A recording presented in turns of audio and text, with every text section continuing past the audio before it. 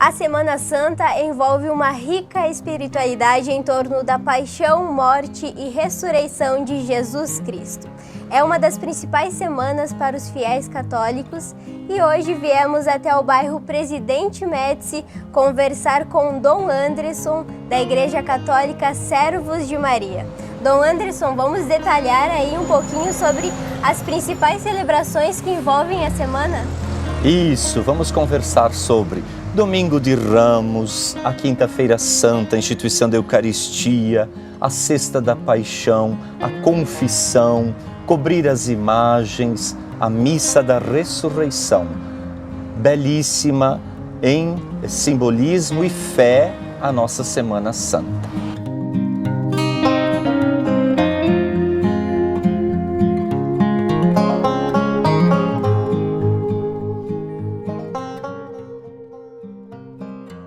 Dom Anderson, entramos na Semana Santa, com o Domingo de Ramos. Qual a simbologia, os ritos desse dia traz para a religião católica, aqui no seu santuário também, como foi a celebração? Muito bem, Ângela. Início da Semana Santa, depois de 40 dias iniciados lá com a Quarta-feira de Cinzas, onde nós meditamos durante 4 semanas, 4 domingos, com temas específicos, mas muito voltado para a reflexão, para o interior, as vias sacras que aconteceram. Aqui nós fizemos as quintas-feiras para associar um pouco antes da missa, mas o tradicional é as sextas-feiras. Adentramos o Domingo de Ramos. A cor usual da liturgia durante a Quaresma, desde a Quarta-feira de Cinzas, foi o roxo, antecipando um pouco o luto, uma cor mais sóbria, levando os fiéis também com o olhar a perceberem que o templo já está sinalizando, o altar, os paramentos estão sinalizando a reflexão sobre paixão e morte de nosso Senhor Jesus Cristo. No Domingo de Ramos, que é o 5º da Quaresma, e o 2º da Paixão na liturgia tradicionalista. Na liturgia tradicionalista nós temos 4 domingos da Quaresma, 1º e 2º da Paixão. O 1º domingo da Paixão nós cobrimos as imagens do altar de roxo. É retirado do altar vasos de flor, outros ornamentos, e as imagens são cobertas não como símbolo de luto, porque ainda na liturgia não vivemos a paixão e morte que ocorre na Sexta-feira Santa, mas uma antecipação desse luto, dessa tristeza, desse respeito. Ao retirar dos nossos olhos os símbolos da alegria, o colorido das imagens, por exemplo, nós já vamos levando os fiéis a uma introspecção, a uma reflexão interior.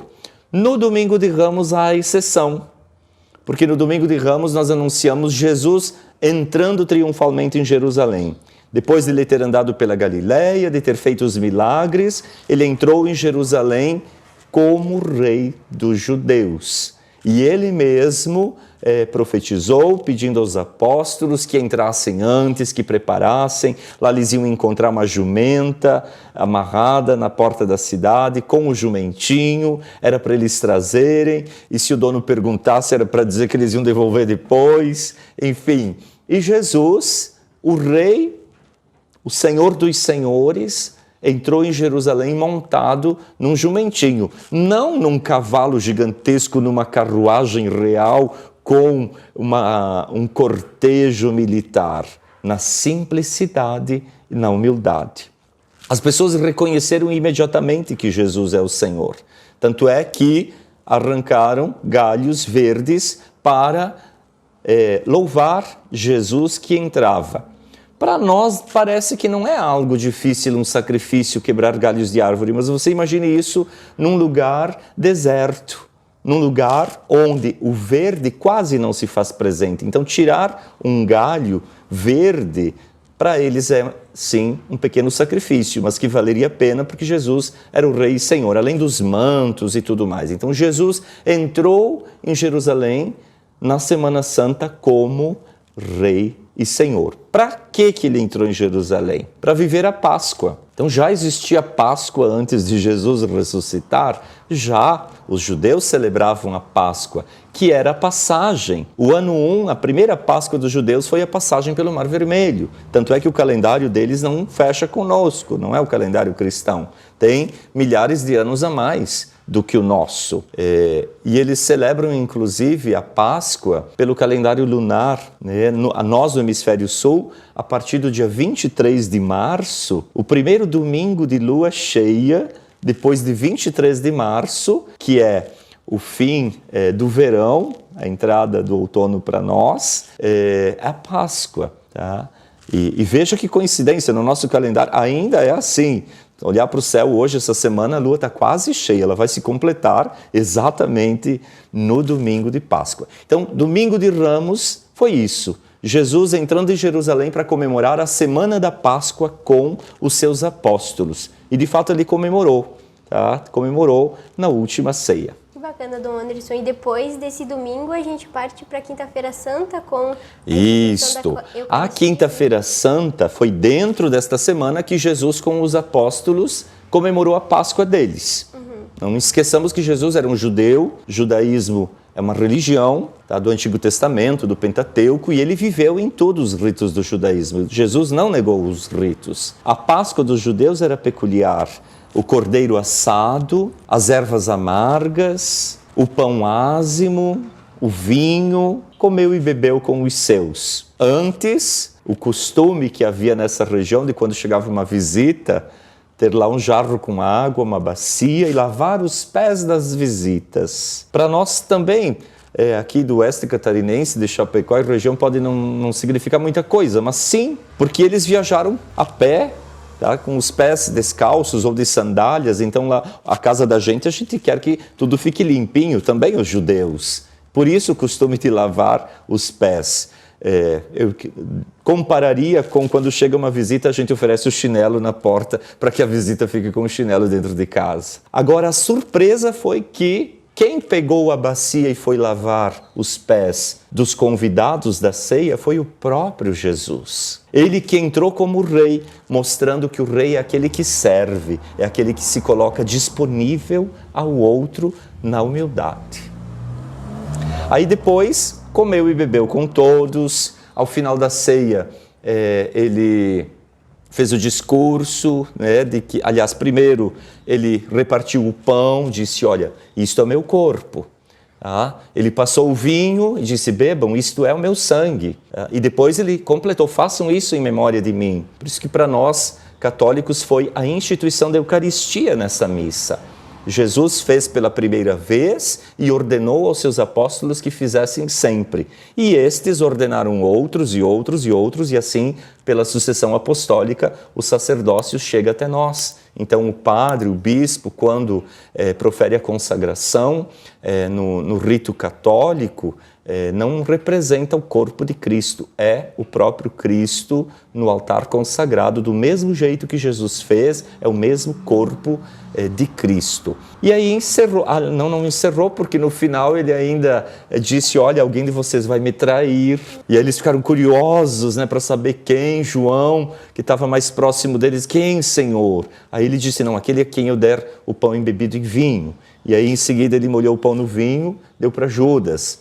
E Judas negou que isso seria verdade. Ou seja, Jesus, que conhece, que sonda os corações, o mais íntimo, sabia das intenções de Judas. Mesmo assim ofereceu misericórdia, cercou Judas de carinho, porque afinal ele não era um inimigo até então. Ele esteve com eles, ele andou pela Galileia, viu os milagres, esteve com eles em muitos momentos. Mesmo assim, o coração de Judas estava endurecido e ele não voltou atrás. Ele foi até o fim no propósito de entregar Jesus aos seus inimigos pelas 30 moedas. Que aconteceu na Sexta-feira Santa. Que aconteceu logo em seguida do que eles foram para a casa da ceia, tá? Ou de manhãzinha, porque na madrugada de sexta já bateram os guardas para prender Jesus, tá? Para prender o Senhor.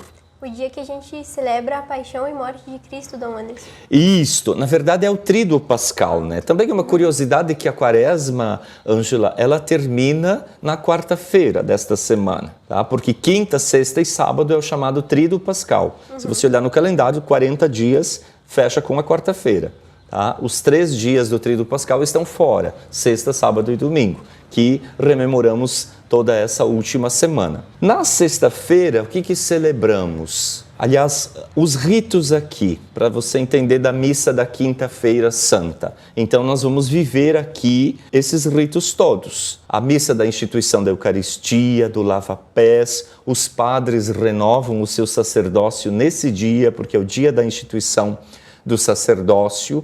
Ao final da celebração, as hóstias consagradas que estão no sacrário são levadas a uma outra capela, num lugar mais reservado. O sacrário fica aberto, como se fosse, né, o túmulo aberto de Jesus, enfim.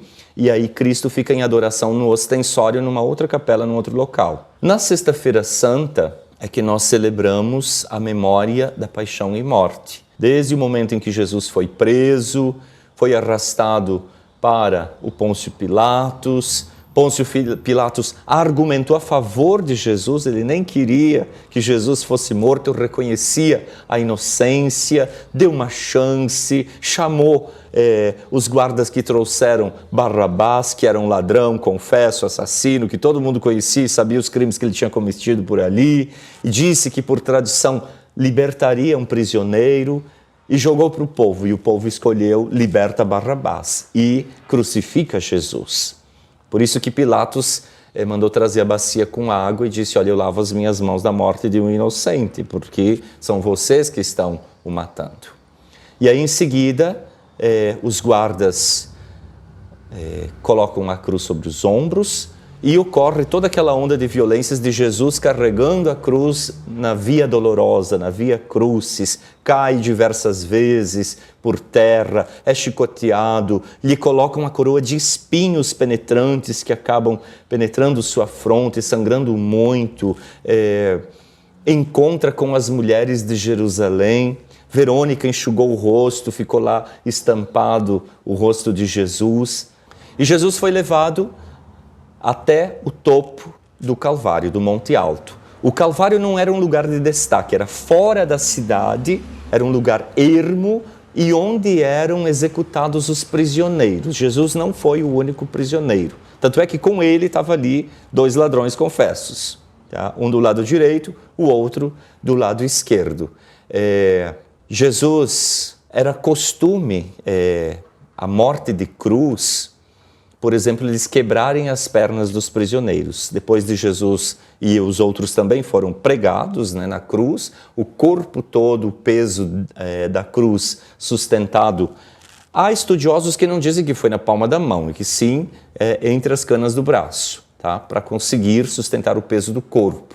E os pés, um só furo, os 2 pés presos naquele madeiro. Era costume, Ângela, que quebrassem as pernas dos prisioneiros, os membros, para que por sufocamento pelo peso eles morressem mais rápido. Tá? Provavelmente os outros 2 tiveram os ossos quebrados. Não se sabe direito o porquê, mas Cristo não foi, as pernas, os ossos, os membros não foram quebrados. Que se cumpriu uma promessa do Antigo Testamento. Nenhum dos meus ossos será quebrantado. Agora era costume também deixar os prisioneiros morrerem lá por si só. Às vezes, alguns morriam imediatamente, outros demoravam muito tempo, outros ficavam dias agonizando. Jesus teve toda a parte ali que ele pediu água, né? Deram de beber vinagre e fel, enfim. Mas, por misericórdia, um dos soldados pegou a lança e transpassou curiosamente do lado direito, atravessando os órgãos, chegando até o coração de Jesus. E ao retirar a lança, jorrou sangue e água. Tá? Veja, depois da morte, em seguida, José de Arimateia é que pediu para Pilatos, porque José de Arimateia era um homem rico, ele andava com Cristo e ele tinha uma sepultura nova. Então ele reclamou o corpo, tá, de Jesus, o que também não era comum cederem o corpo de um prisioneiro. O comum era deixá-lo lá na cruz, mesmo morto, em putrefação. De uma forma muito cruel, os urubus vinham devorar. Tá? Por quê? É pena de morte, então tem que causar de fato um escândalo público. As pessoas têm que sentir ódio do prisioneiro. E quer algo mais cruel do que não poder dar sepultura a um ente querido que faleceu. Então era uma violência simbólica imensa. Tá? Deixar que os animais devorassem tudo. Até era comum, quando só sobrava o esqueleto, os cachorros iam lá arrancar os ossos dos prisioneiros. Com Jesus foi a exceção. Foi concedido, ele então foi descido da cruz, foi entregue à mãe, elas prepararam o corpo, né, envolveram no manto de linho e depositado no sepulcro novo que José de Arimateia cedeu, no Gólgota. Quantos dias Jesus ficou morto? 3 dias incompletos, porque o falecimento, hora nona da Bíblia, equivale 3 horas da tarde no nosso relógio, no nosso calendário. Por isso que às 3 horas da tarde de sexta-feira santa, a gente lê a Paixão e Morte, o Evangelho que narra a paixão e morte, de uma forma solene, com o cronista, com os narradores e tudo mais. Pois bem, no domingo, tá? No sábado ele passa morto, então no sábado a gente passa em vigília, no sábado nós temos a missa da ressurreição. No rito tradicionalista, às 10 horas da manhã, a bênção do fogo novo, então se faz uma fogueira lá fora da igreja, onde se acende o círio pascal, se entroniza na igreja com os cantos solenes. Nessa missa tem a consagração dos santos óleos, óleo que o padre usa no batismo, na crisma, na unção dos enfermos.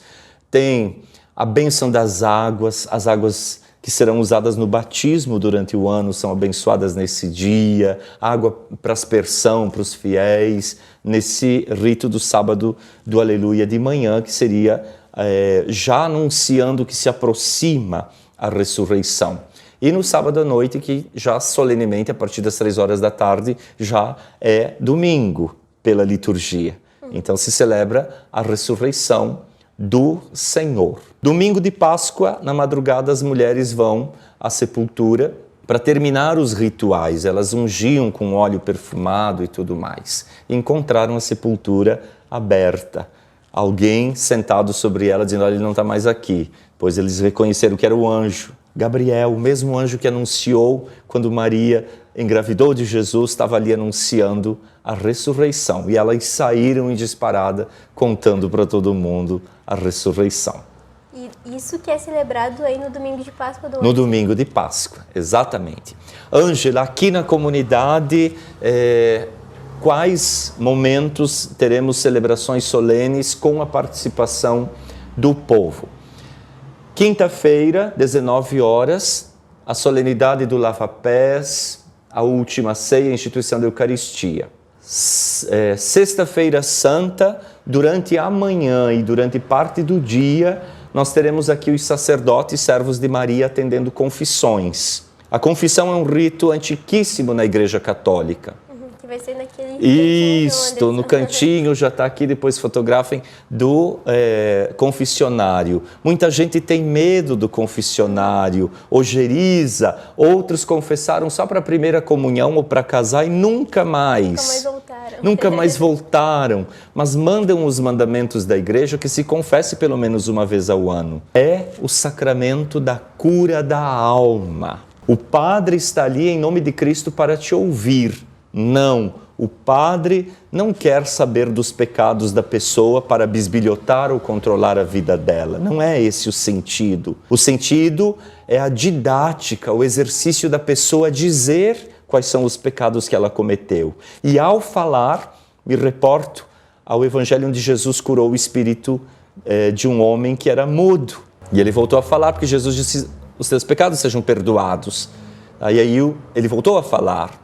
Quando a gente emudece, não fala, não acusa a si mesmo, porque na confissão é isso, eu estou acusando a mim mesmo dos pecados que eu cometi. Tudo que há de oculto de pecado em mim, que o inimigo, que o demônio mascarou, cai por terra. É o sacramento da libertação da alma. E aí o sacerdote, em nome de Cristo, não é o padre que perdoa, ele apenas profere a fórmula da absolvição em nome da igreja. Ele te perdoa e te dá a penitência. Eu diria que, por analogia também, quando Adão e Eva pecaram no paraíso e que o Senhor os chamou, primeiro Adão jogou a culpa na Eva. Mas não foi minha culpa, foi por causa dela que insistiu.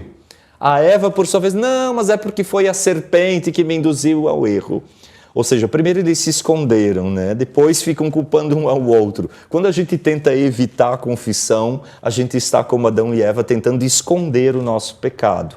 E quando com humildade, coragem, a gente se ajoelha diante do sacerdote e se acusa, o demônio é desmascarado. Tenho relatos de pessoas que foram libertadas de doenças físicas, de situações familiares complexas, pelo sacramento da confissão. Ele liberta, porque é primeiro o auto-perdão, depois o perdão ao outro, é um sacramento intenso. Os padres estarão aqui durante a Sexta-feira Santa, durante o dia todo, até praticamente a hora da procissão, para ouvir as confissões. Na sexta, Dom Anderson? Só na sexta-feira. Eu costumo brincar também, Ângela, que... porque a gente ouve bastante confissão e aí tem algumas pessoas que vêm e começam ou contar a história da vida, ou dizer, não, mas eu pequei, mas é porque o senhor não conhece o meu esposo, que ele me irrita, ou tu não conhece a minha mulher padre, ela é tenebrosa, não foi por causa da sogra. A gente faz igualzinho Adão e Eva acusando os outros e deixa de se acusar. Então ele é simples. Precisa demorar muito. Eu lembro quando eu era criança que a gente ia à missa de confissão e o povo ficava horas naquele confessionário. Não precisa muita explicação.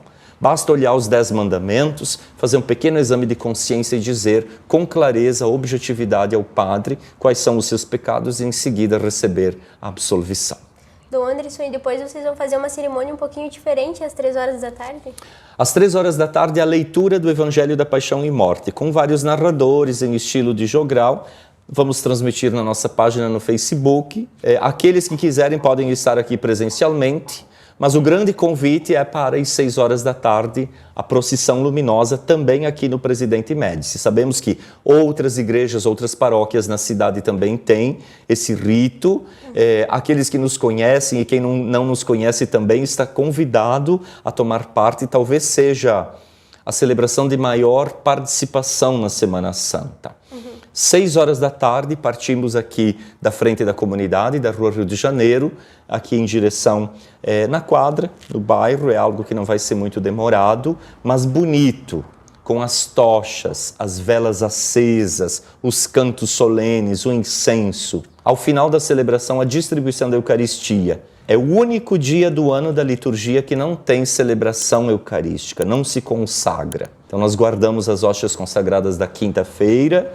Ao final, distribuímos as hóstias aos presentes, Cristo Eucarístico, e a bênção individual da saúde com o óleo santo que foi consagrado no dia anterior também. Então, 6 horas da tarde, o povo todo está convidado. No domingo, 19 horas, veja, 19, porque nós pregamos o ano inteiro sobre a família aqui. Então, também oportunizamos que as pessoas passem o domingo de Páscoa com os seus, façam o seu almoço especial, recebam os seus convidados, convivam. Cristo muito feliz com essa convivência familiar. E ao final do dia de Páscoa, em todos convidados então para a grande missa da ressurreição de Cristo, sobre o descobrimento das imagens. Aqui nós faremos a solenidade. A cruz, ela é revelada, descoberta na Sexta-feira Santa, momentos antes da procissão.